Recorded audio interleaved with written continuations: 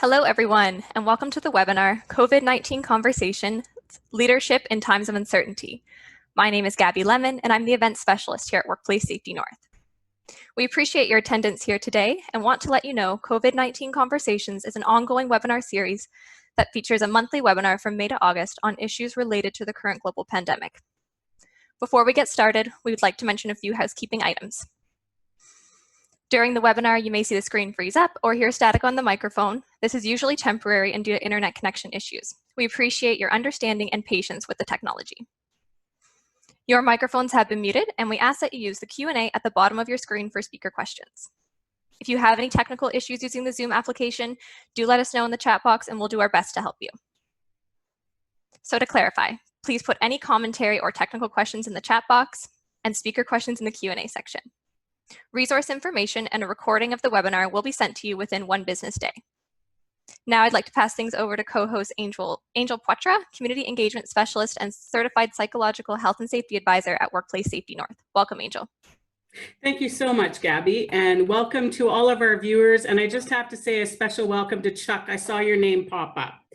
As we're talking about leadership in times of uncertainty, I thought I'd share with you one of my favorite books about leadership. And this is about Shackleton's adventure on his Antarctic expedition.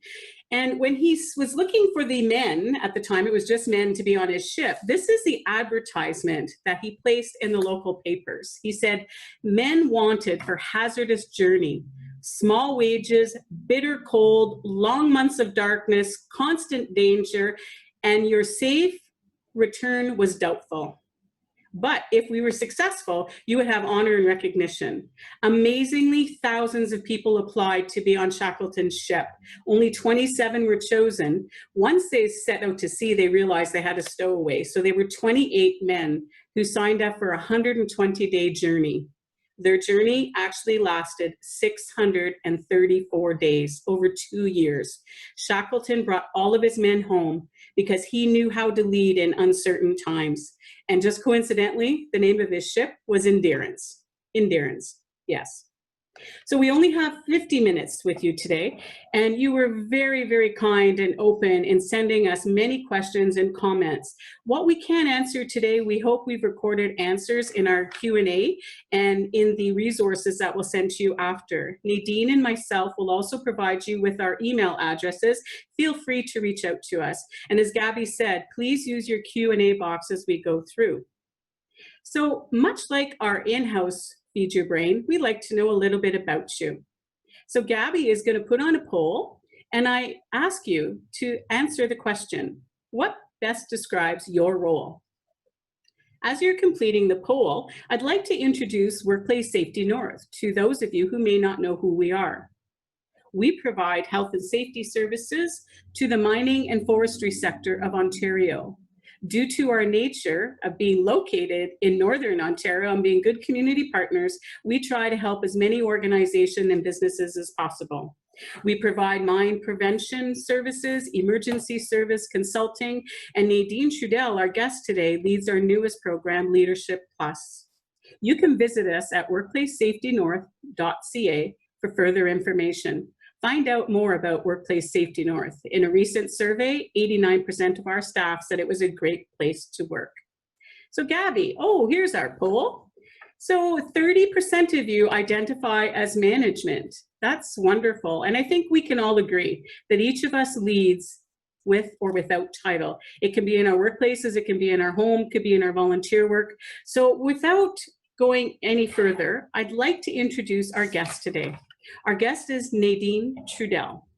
She's relatively new at Workplace Safety North, and when I used to have little conversations with her in the hallway, she explained to me about her background in anthropology. I had an idea what I thought anthropology was, so I did a bit of research and I found out anthropologists learn best through observation. I don't mind sharing with you that I became a little nervous. I felt like a bug on a microscope, and I thought that Nadine would be observing my every move.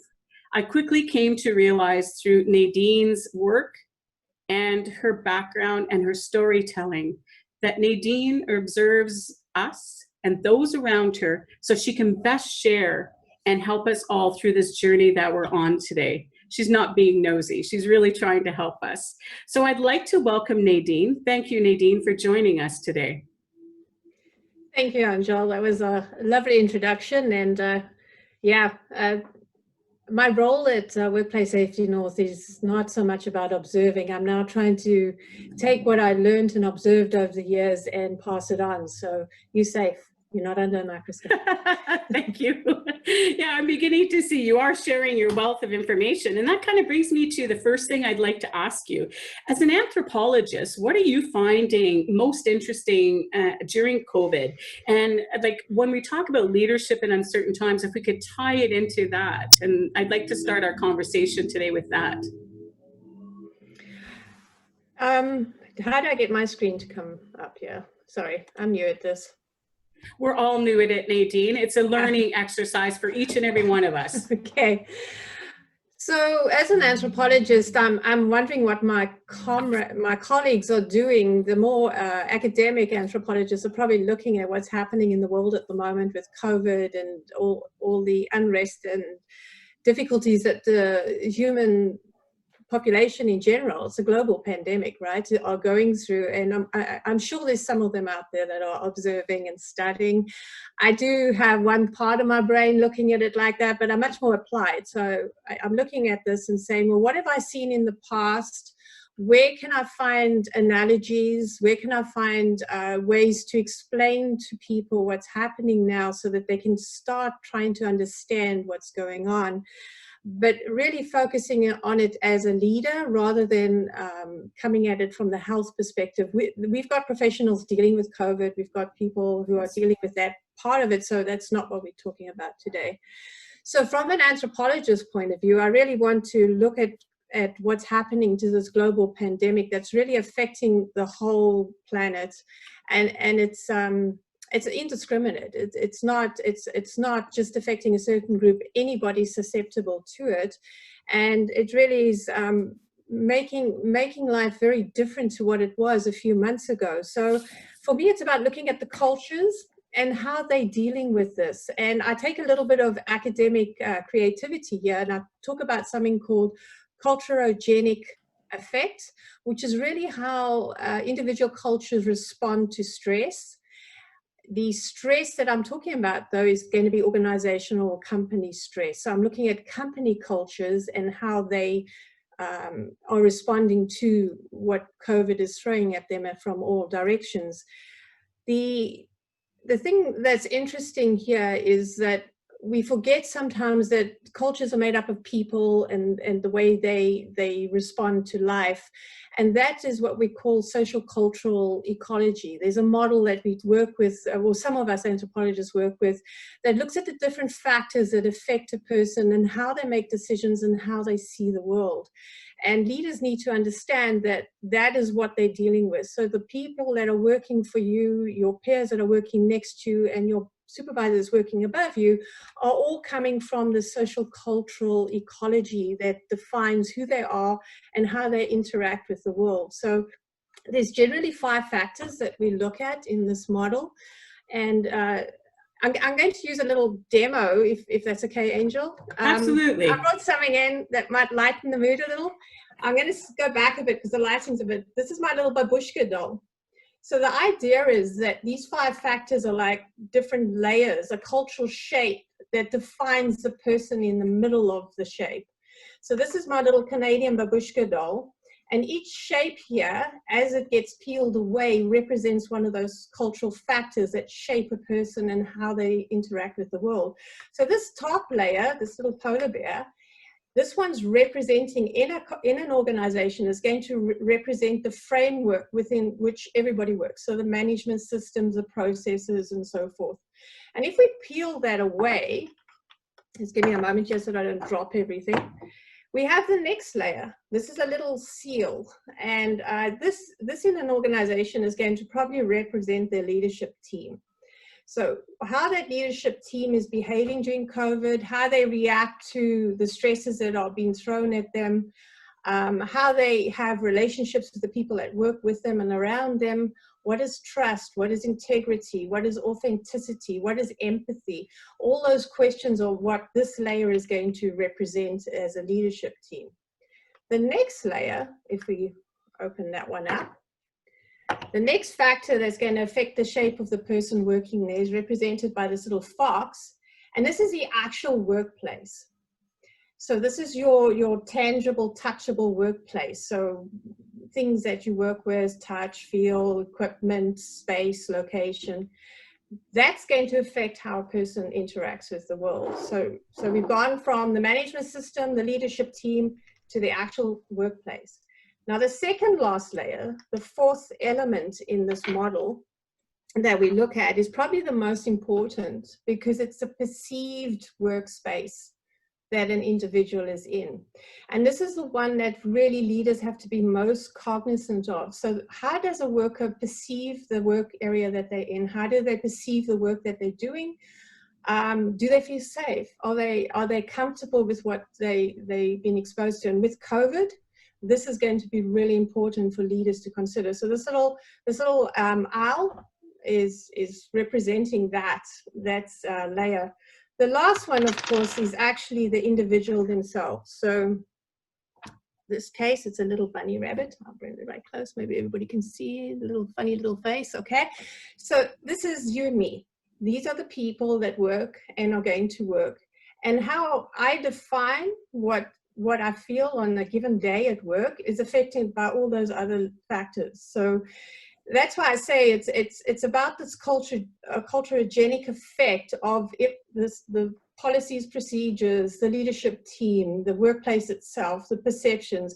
That's all going to affect how I respond to my work and to COVID in general. Well, thank you, Nadine. When you first used babushka dolls to explain leadership during COVID, I was a little confused. I am no longer confused, and I have a very strong visual in my mind, as I'm sure our viewers do. So as promised, viewers, we're going to dive right into our theme. So we took all your questions, all your comments, and what we did is we gathered them into 4 themes that we thought would answer your questions. So the first theme that came to light was how to lead in a crisis. And so one of the questions that you had is, how does a leader actually keep pace with the ever-changing world? Nadine, I know that's a really big question. If you could just drill it down a little bit so that we could give some practical advice to our viewers, that would be great. I myself am not saying that I'm a great leader, although I have been in leadership roles. What I'm talking about in the next few minutes is about observing other great leaders, people I've worked with, and seeing what actually really works.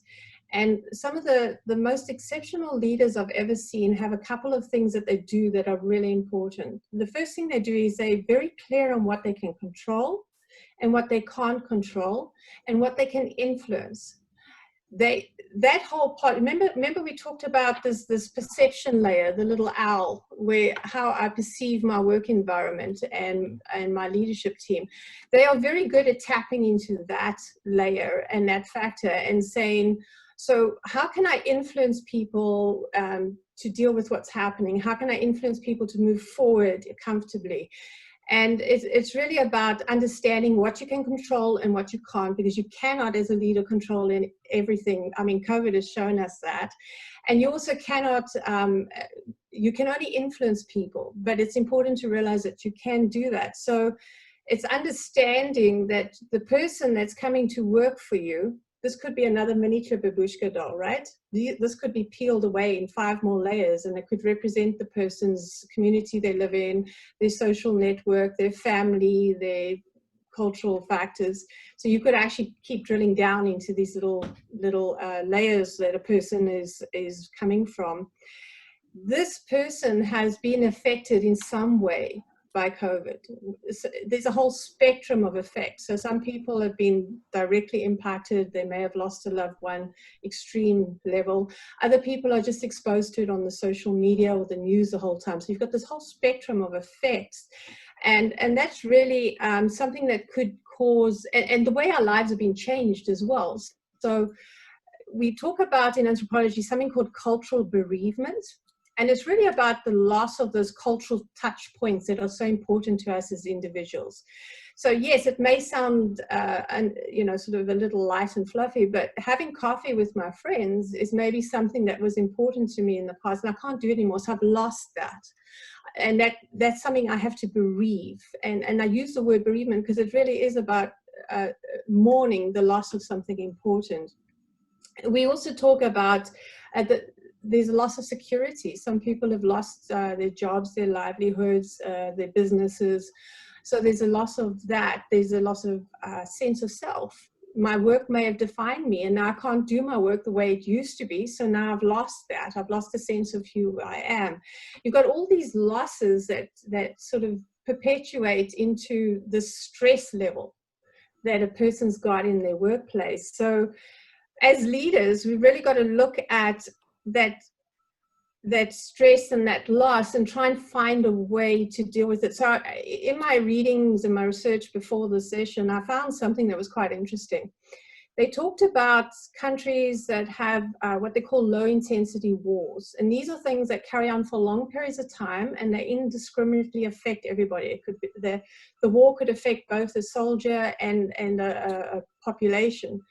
And they really don't see the enemy. The enemy could be anything or anybody. And those low intensity wars have a very high rate of post-traumatic stress disorder pop up.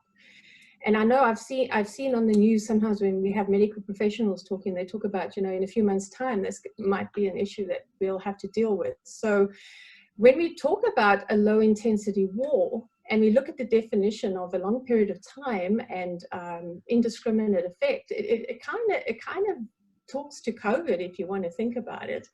And then they say that the populations that come out of that are often refugees and sort of immigrants maybe, and how do they deal with the changes? They lose their sense of identity, they lose their country, their language, they lose all their cultural touch points. So, when we look at our workforce, we've got to understand that that's a possibility. That's one analogy to keep in your mind as a leader and say, am I looking at this level of stress here? Is this person been through something there? Those are definitely some new stresses for leaders to be thinking of, aren't they? I mean, just the scope of it is so broad. Mm-hmm. What about the old world versus the new? Do you see leaders changing their direction, given that they've had to during COVID? Because we talk now in the world before COVID, the world during COVID, the world post-COVID. So what about leadership? Have you noticed anything with the old world versus the new? Any changes that you'd like to share with us? I think the changes that we see are not over, so it would be unfair to judge. I mean, you can look at world leaders and see how different leaders have reacted to COVID and what the consequences for their countries have been. You can see it in different provinces, states. So it's an interesting, like I said, some of the more academic anthropologists are probably looking at that. But what this has done is it's actually thrown the old world out. So you're sitting there with a blank slate now as a leader, and you can either throw your hands up and say, well, what am I going to do? My foundation's gone. I don't know how to deal with this. Or you can use it as an opportunity. And I think it was Sun Tzu who said, out of chaos comes opportunity, and I'm paraphrasing. Yeah. But it really is a way to look at it as a leader and say, well, how can we do things better now? Because people have adjusted in a matter of, let's talk about weeks, we're talking about 12, 14, 15, 16 weeks. It's not that long. They've adjusted from living life one way to living life another way. So they're open to new ideas. They're open to suggestions. And what they're looking for is a vision, and they're looking for hope. And they want to be able to trust in their leaders to get them there. So if a leader comes and says, we used to do it this way, but how about we try it this way now? What do you think? They're probably going to jump on board because they're looking for something tangible that they can relate to and move forward with. Yeah, and just as we close off leading in a crisis, I'll just share with you, during a recent Gallup poll, the followers have said there's 4 things they want their leaders to have: trust, compassion, stability, and hope. And I think you've covered off all 4 of those. So thank you very much. So we're going to move into our second theme. And the concept of the second theme was the power of observation to quickly learn and adapt to a new environment. So one of our viewers had this amazing question, and they said, is this the perfect time to reset? So Nadine, what do you think about that question? Well, I kind of started answering it in the previous statement. And yes, I agree. I think it is a time to reset. I think resistance is at the minimum at the moment because people are unsure and uncertain. They're not sure what the world is going to look like. So if you come as a leader and you actually say, if you give them the opportunity to help you build the new future and put some ideas. I think it's really important for leaders to understand that now's the time to really do what I call pivot. And I steal that word from Michelle Obama in her book, Becoming, where she changed her whole life from one side to another and was very happy afterwards because she changed for the right reasons and with the right vision. So leaders can pivot now. If there's things you've wanted to try in the past, now's the time to actually do that and not be scared to do it. Now's the time to really step up as a leader. So I think in last month's Feed Your Brain, I think it was Amy that talked about this is your leader's chance. It's their PR campaign. And I'm sort of throwing the words around, but she said, this is your PR campaign. How you treat your employees now during this volatile and uncertain and nasty time is going to determine what your future is with the company, how those employees are going to view not only you as a leader, but your company, and your retention is going to be part of that, and workplace culture is going to be affected by that. So, you know, I think this really is a time for you to step up as a leader and actually the worst thing you can do is not make a decision. Yeah. And I don't mean make unilateral decisions. I'm talking about making decisions where you empower and engage your workforce and give them something concrete to grab onto and work with, because everything else in their life is not concrete. Yeah, I just read something by Brene Brown, and she said, daring leaders are never silent about hard things. And there's Gabby, our producer. So that can only mean that our viewers have a question. So hi, Gabby. Thanks, Angela. Yeah, I'll be popping in and out as we get questions from the audience. So we had someone ask, what happens when you have too many managers and no leaders? And then I think it also kind of ties into what are the hallmarks of a good leader? So I'll leave that with you, Nadine. Thanks, Gabby. They probably need somebody to step up. There's a reason why you got a lot of managers who are not willing to step up, and that will speak to the culture of that company. And it's really something that whoever's asking that question is going to have to maybe be the person who prods and pokes to get some reaction. Any reaction will be worth it, because you're going to start, it's almost like a catalyst. You start this process. Often when I've gone into companies to work as what they call a corporate anthropologist, I've looked for those opportunities where there's stagnation and leadership is not leading. And I've actually been, for lack of a better word, the bad cop. And I'll go in and I'll actually poke and cause trouble just to get things going. Because it doesn't, I'm pretty thick-skinned, so it doesn't really worry me if I'm the bad guy.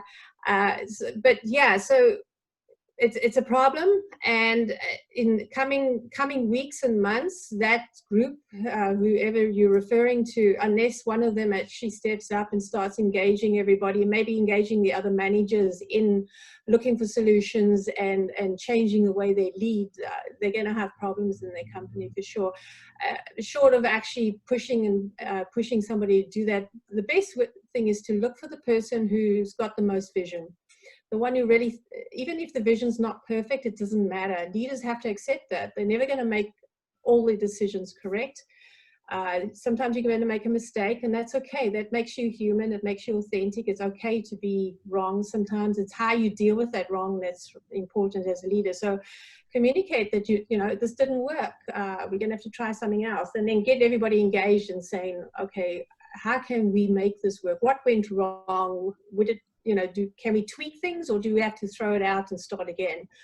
But leaders really have to decide how they're going to lead in the future. So Nadine, to that point, is there any way that employers can help managers to progress into the role of leadership? What would be one way that an employer could help a manager actually become a leader? And I'm thinking some of maybe your Leadership Plus program, some of your past experiences that you've seen that worked, other than just stirring the pot.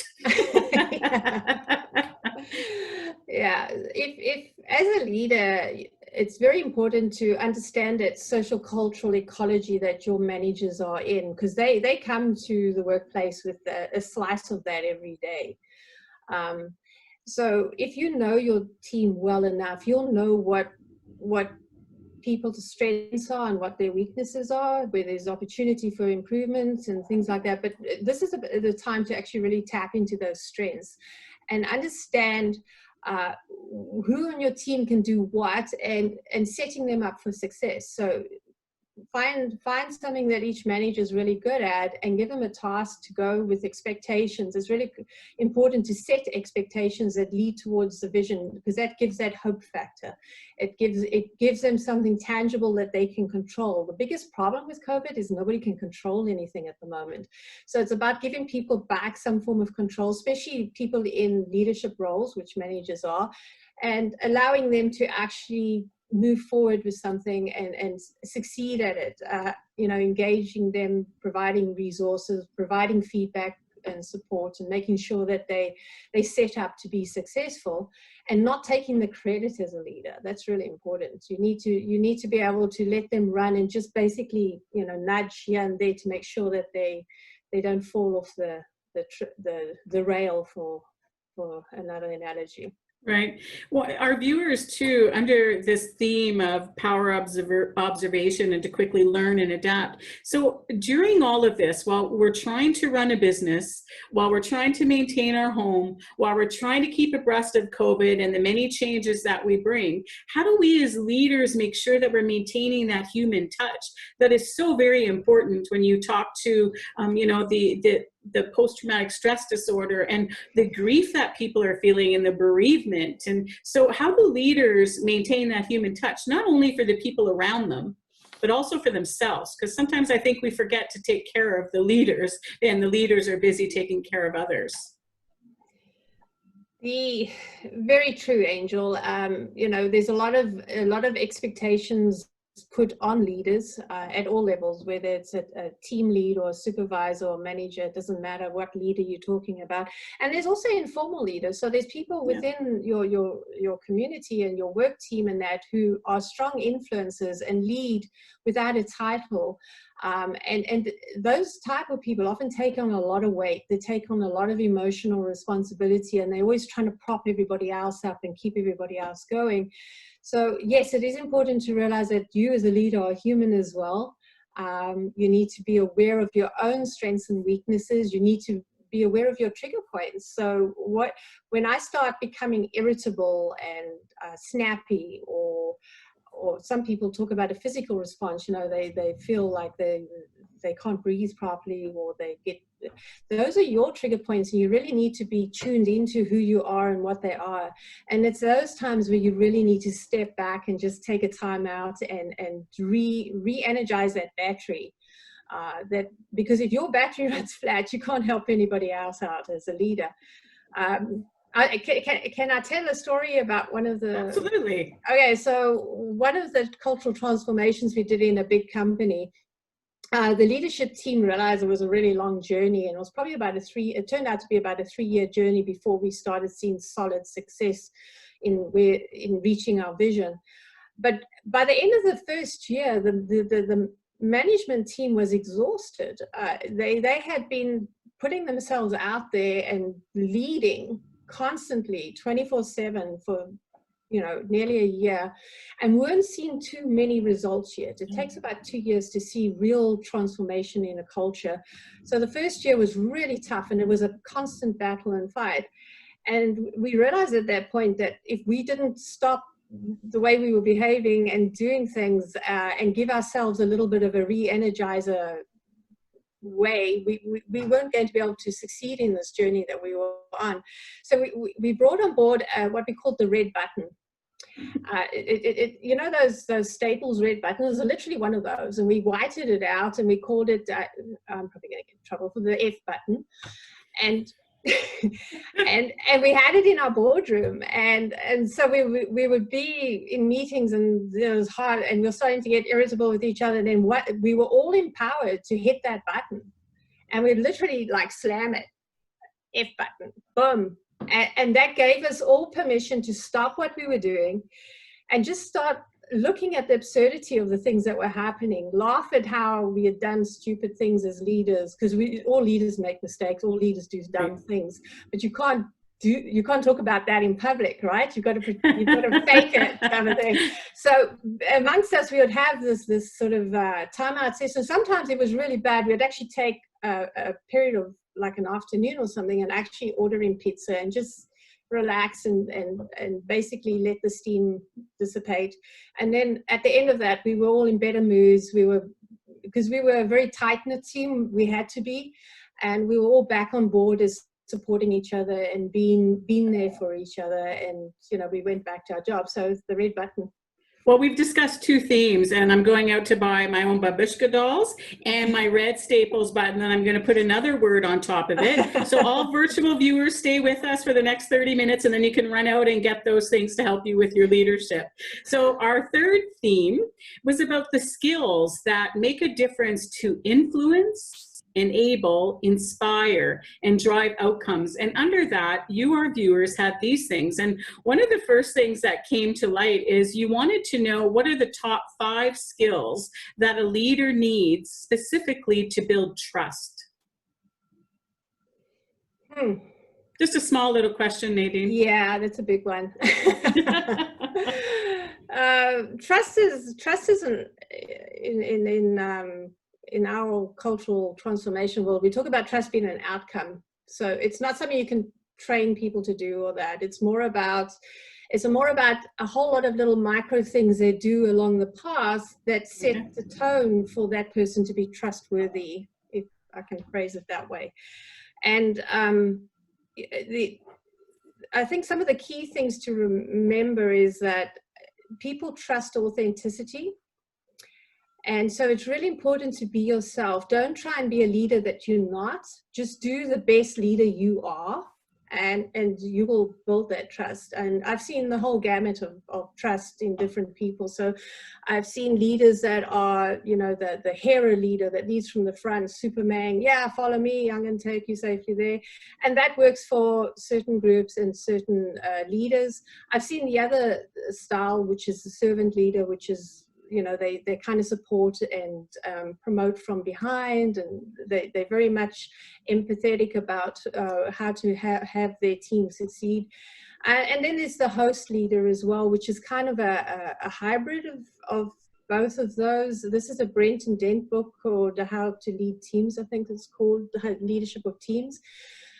And that's an interesting one, because I think that one's going to really come to the fore in the next while with COVID and post-COVID period, because leaders are starting to realize they don't have control over what's happening. They don't know what's going to be coming. So they can set their vision, they can have their path and their strategy, but it might be derailed at some point because something new gets thrown their way.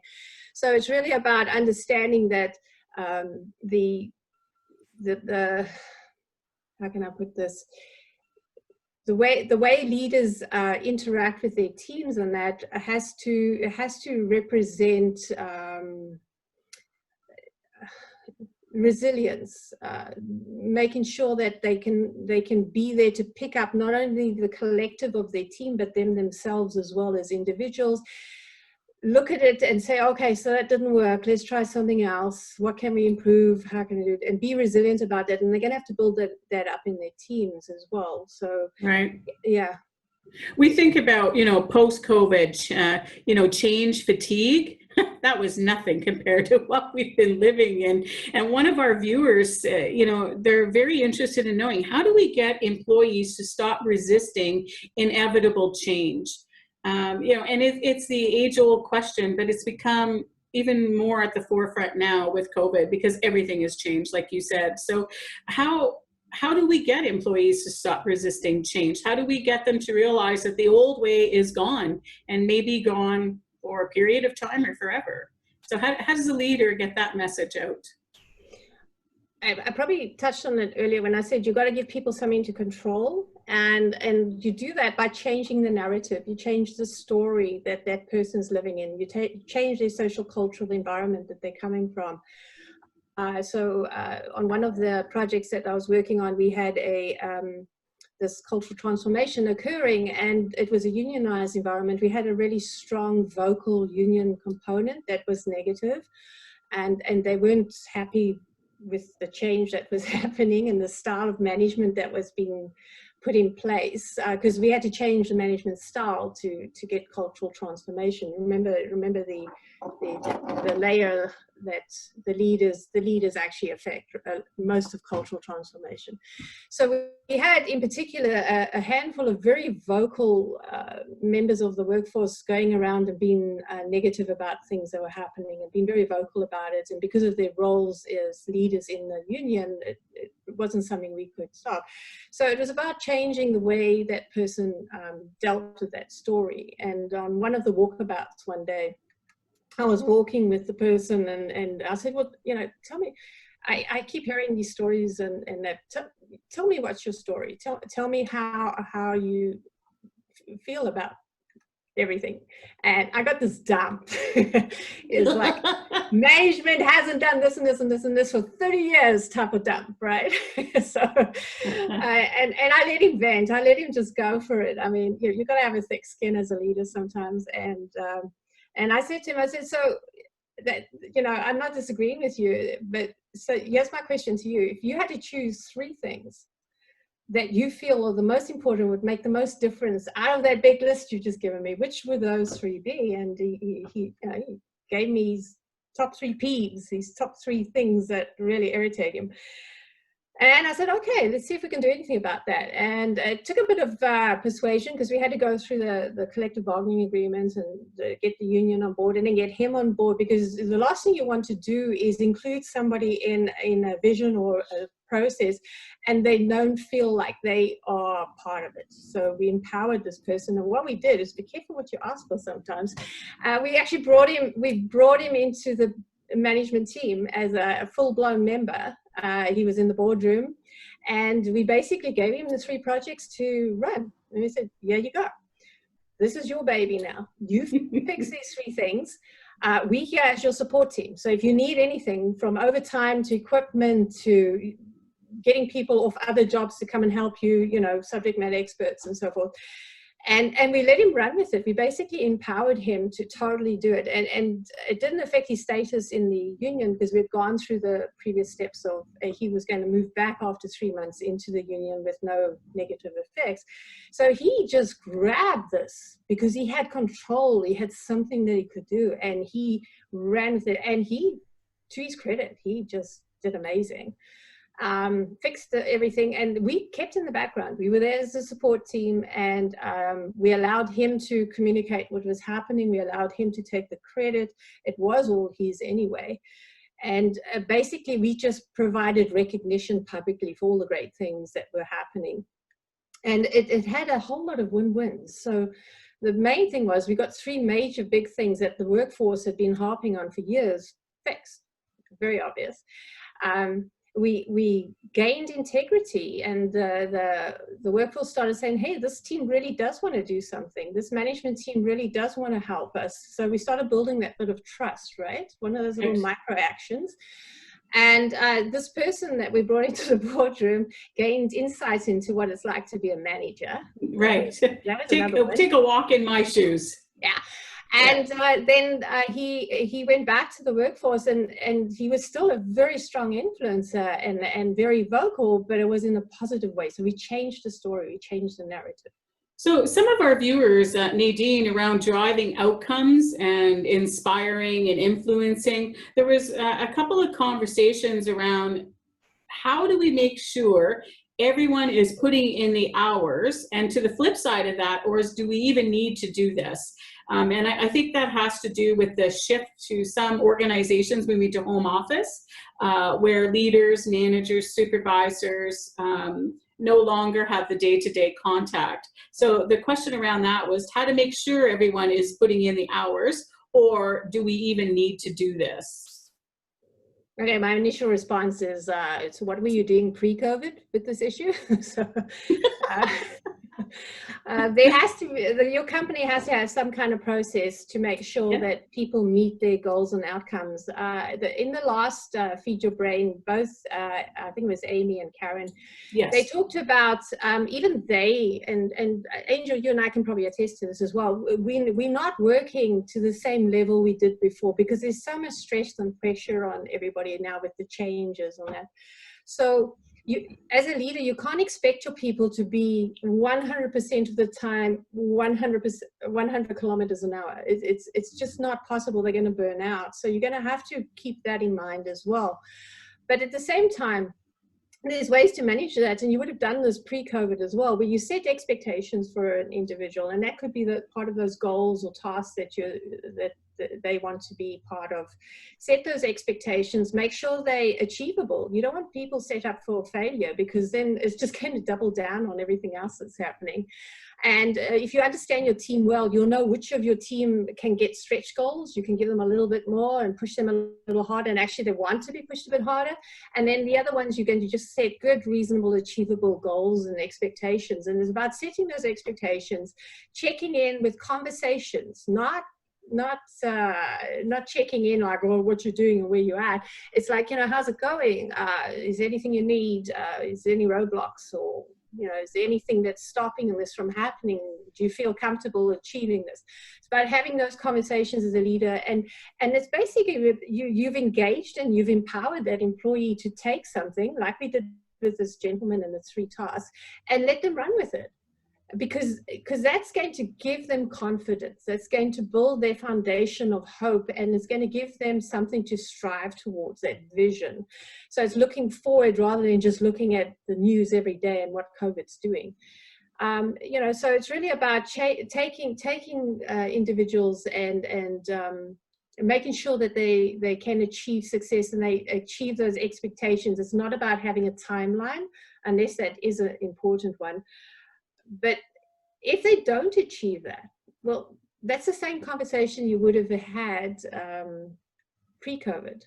It's very interesting the way you're contexting it. Yeah, it would have been, it's called being a supervisor. Yeah. It's why everyone loves being a supervisor, Nadine. Now you're just getting to the nitty gritty. So we're going to move into our 4th and final theme so we can keep it on time. And if anybody who's watching has some questions, please put them in the Q&A, and Gabby will jump into the conversation, because we have about 15 minutes left. So the last and final theme that we're going to explore was around how to engage the workforce, right from the front line to the executive suite. And under that kind of theme this is a big one. And how does a leader keep people focused and engaged during these times? Because I think, Nadine, you've spoken quite eloquently to it. There's a lot going on in our world, and our work world is only one of those worlds that's swirling around us, and we're trying to be good at everything that we do. So how does a leader keep me engaged? How does the leader keep me focused during these times?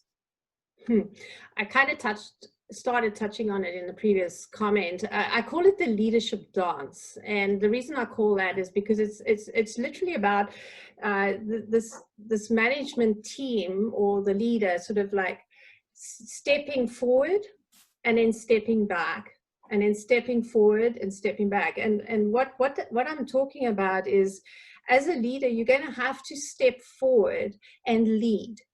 You can lead as I mentioned, any type of style of leadership that's authentic for you, as long as you do it with kindness and authenticity, and make sure that you understand what the social cultural world is that person's coming from.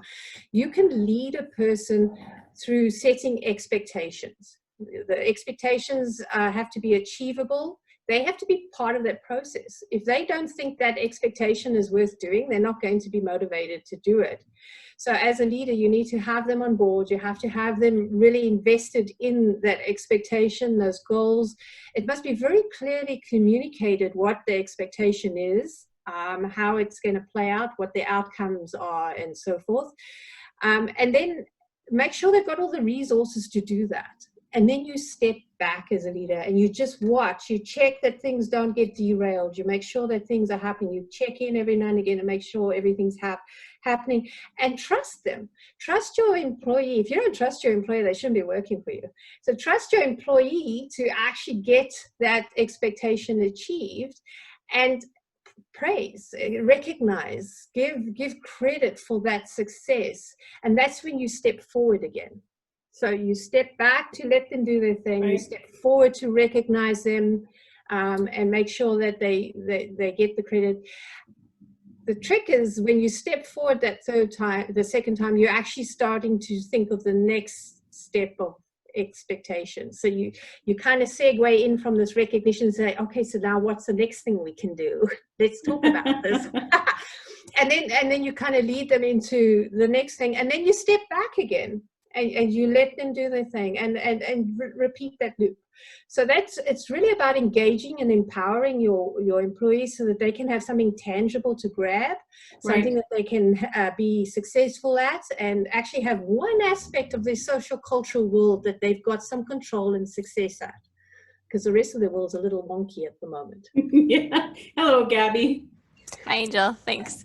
Great points, Nadine. I did receive a comment, and it's kind of the flip side of the coin. So do you have any advice for employees who are being subjected to managers that really just manage based on their position and their authority? So especially during this pandemic period, this person has found that they they're not being emotionally cared for at work. They're finding it very much deadline based, and it seems difficult. So on the other side of the coin, what's an employee to do when they're being faced with leadership or managers that aren't really leaders? I'm going to lean on something that I think it was Karen talked about in the last Feed Your Brain as well. And I've seen this work very often where you've actually got what we call up manage. So it's something that I have to do quite often in my roles.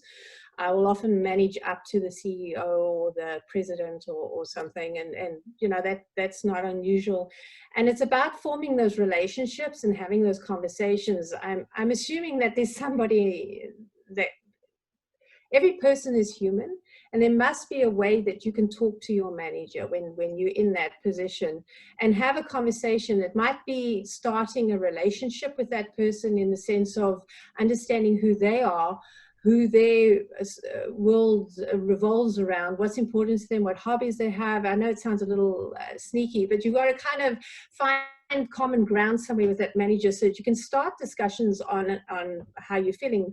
But Karen, in the last Feed Your Brain, talked about there was an employee that felt very anxious about going back to work where she's one of the managers. And it was about having that conversation and letting the employee talk about what they were comfortable with and what they thought the solutions could be.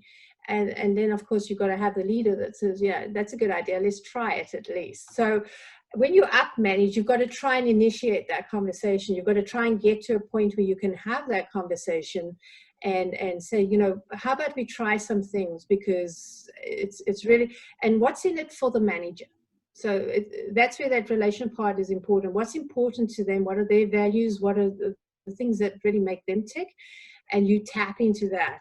So you're going to be talking to that manager about, you know what, this is really important. And I know that long-term you want success for the company and you want success for this division or department.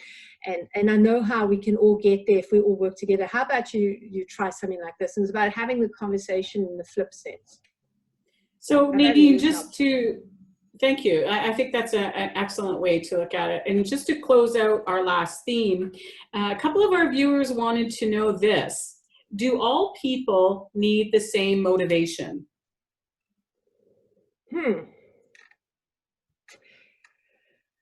Right.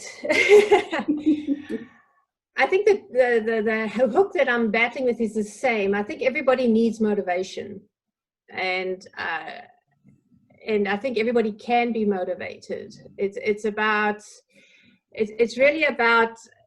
Let me come at it a different way. So, an artist paints a landscape, and in that landscape, they've got a vision. That's normally a landscape looks far ahead. It's got something in the distance that your eyes pull towards. So you understand where the landscape's going. In the forefront, there's details. There's understanding what makes up that landscape, and it creates a sort of an environment or an atmosphere that you respond to as a human being. I like to say that leaders generally, they don't paint landscapes, they paint humanscapes. So it's understanding where you can see the future going, even if it's not very far ahead, at least some vision of what it is, because you've got to try and put the details into that to create the atmosphere that your employees need to progress forward. So we go back to that trust and that vision and giving them people hope in a period where there's this low intensity war going on, for another analogy, right? So the motivation is going to differ per person, especially if you understand each person's social cultural world that they come from. Some people need less motivation, some need more, but at the same time, I think it's really about understanding the big picture and making sure that if you take this little layer, we're going back to the owl now, the perception of who I am and how I interact in my workplace, that's very malleable. That's what you're influencing when you start talking about motivation, because it's at this level where you can change the narrative, change the story, and get people motivated so that they perceive some control and some skin in the game in their workplace. If they don't have that, they're not going to be motivated. Well, Nadine, I don't know where this 50 minutes has went. As every conversation that I've ever had with you, the time goes so very quickly. So before I thank you in that, I just want to thank our viewers for joining us. And I want to suggest that perhaps you join us July 15th when we have our next COVID conversation. And my guest will be Brad Smith, who is a lawyer and a partner at Wheeler Law. So he's going to explore the return to work from a legal perspective, looking at some of what the most common legal concerns are during COVID. And there'll be an extensive Q&A period, I'm suggesting. And as Gabby mentioned at the beginning, by tomorrow, you will receive the recording and all of the resources we put together for you. And as always, we always like to end on a positive note. So I'm going to go back to my leadership book by Shackleton, and one of his quotes that resonates with me, he says, "You darn well got to be optimistic," and we do. As all of us are leading in uncertain times, the best thing we can do is be optimistic, and like my good friend Nadine said, is perhaps be kind to ourselves and other people. And Nadine, I'd like to end the conversation and give you the floor, and I'd like you to give us, each and every viewer, a final kind of take-home message about leadership in times of uncertainty. And while I give you a moment to think about that, thank you to each and every virtual viewer from Workplace Safety North. This conversation has been very enlightening, and I look forward to seeing you virtually next month. And Nadine, your final thoughts. Thank you, Angel. I think as leaders, we've got to be aware that it's our role to give vision, to give hope, and understand that we are human, we are going to make mistakes, so we have to be resilient, and we have to pass that resilience on to our teams. But at the same time, be self-aware of who you are and what your trigger points are, so that if you see your battery is running flat, you're going to have to decompress and hit that red button, because if you don't, you're no good as a leader. Well, thank you, Nadine. Thank you to our producer, Gabby, and our co-producer, Meg Parker.